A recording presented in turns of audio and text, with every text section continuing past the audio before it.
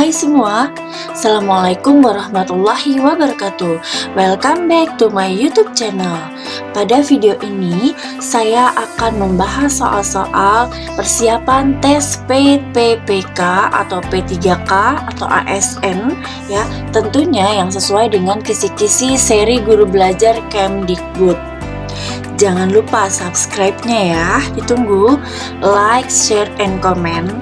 Bunyikan lonceng apabila Anda akan mendapatkan notifikasi dari video-video terbaru saya. Dengan subscribe, share, like, and comment, berarti Anda telah mendukung channel pendidikan di Indonesia pada era digital ini. Semoga video ini bisa membantu Anda mendapatkan manfaatnya, saya mendapatkan pahala. Terima kasih. Soal nomor 1. Salah satu teori belajar yang menyatakan bahwa dalam menyajikan objek ada 3 tahap, yaitu enaktif, ikonik, dan simbolik. Adalah, kita perhatikan teori belajar yang menyatakan bahwa dalam menyajikan objek ada 3 tahap enaktif, ikonik, dan simbolik. Itu adalah teori belajar dari Brunner. Mari kita pelajari satu persatu tahap-tahapannya. Yang pertama adalah tahap enaktif. Dalam tahap ini, peserta didik di dalam belajarnya menggunakan atau memanipulasi objek-objek secara langsung ya. Kalau tahap ikonik itu bahwa kegiatan anak dimulai menyangkut mental merupakan gambaran dari objek-objek. Dalam tahap ini, peserta didik tidak memanipulasi langsung, melainkan sudah dapat memanipulasi dengan menggunakan gambaran dari objek. Pengetahuan disajikan oleh sekumpulan gambar-gambar yang mewakili suatu konsep. Dan yang 3 adalah tahap simbolik. Tahap ini anak memanipulasi simbol-simbol secara langsung dan tidak ada kaitannya dengan objek-objek. Anak dapat mencapai transisi dari penggunaan penyajian ikonik ke penggunaan penyajian simbolik yang didasarkan pada sistem berpikir abstrak dan lebih fleksibel. Dalam penyajian suatu pengetahuan akan dihubungkan dengan jumlah informasi yang dapat disimpan dalam pikiran dan diproses untuk mencapai pemahaman. Jadi jawabannya adalah Brunner, yaitu B. Soal nomor 2.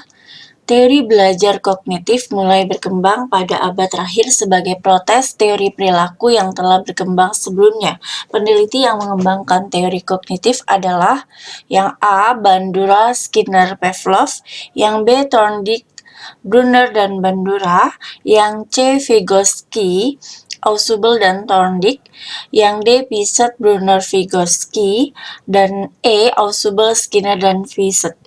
Coba kita lihat, ini yang A, kita hindari Skinner dan Pavlov karena dia adalah teori belajar behavioristik. Lalu yang B, Thorndike juga behavior.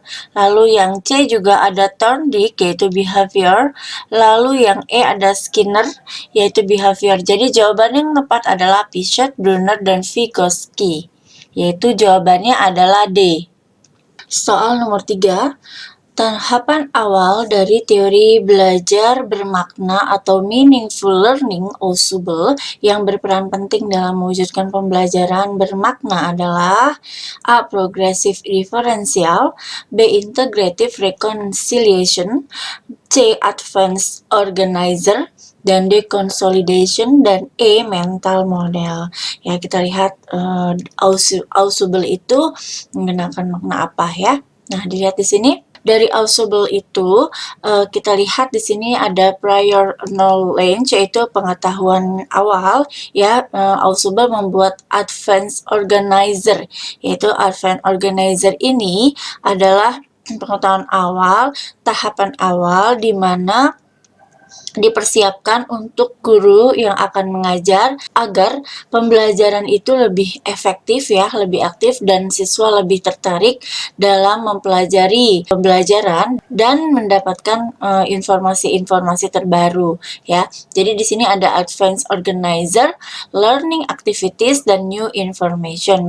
Prior knowledge selain itu ada prior knowledge, organized information, dan receive new information ya. Jadi di Ausubel itu membuat advanced organizer tahapan awal dalam pembelajaran. Jawabannya adalah C. Soal nomor 4. Dalam belajar, siswa berinteraksi dengan lingkungan, bereksplorasi dan memanipulasi objek, bertanya dan melakukan percobaan. Alhasil, siswa mudah memahami sebuah konsep jika konsep tersebut mereka dapatkan melalui contoh-contoh yang dekat dengan kehidupan sehari-hari mereka. Nama teori belajar dan pencetus dari deskripsi di atas adalah ya, jadi siswa itu ada kata kuncinya yaitu bereksplorasi, memanipulasi objek, bertanya, melakukan percobaan. Itu adalah discovery learning dengan tokohnya yaitu Brunner ya. Kita perhatikan di sini. Nah, yang pertama adalah ini ya, we see, we wonder, itu adalah mencari, menemukan ya, mencari objek yang akan dipelajari, lalu mengeksplor, menginvestigasi dan menemukan. Setelah itu lalu di-share ke teman-temannya. Setelah itu lalu merefleksi apakah sudah paham atau apakah benar atau yang dilakukan, dan kemudian belajar lagi dan seterusnya. Ini adalah serangkaian pembelajaran dari discovery learning milik Brunner. Baik, saya akan menjelaskan tokoh teori belajar kognitif dan keywords teorinya ya, kata kuncinya. Yang pertama dibagi menjadi dua, konstruktivisme dan konstruktivisme sosial. Yang konstruktivisme itu ada 6. Yang pertama adalah Jean Piaget, yaitu dengan perkembangan kognitifnya. Yang kedua ada Jerome Brunner dengan discovery learning, enaktif, ikonik, dan simbolik. Yang ketiga adalah Robert Gagne, pemrosesan informasi, teori belajar spesifik. Yang keempat, John Dewey, student center learning. Yang kelima adalah David Ausubel, yaitu meaningful learning dan advanced organizer.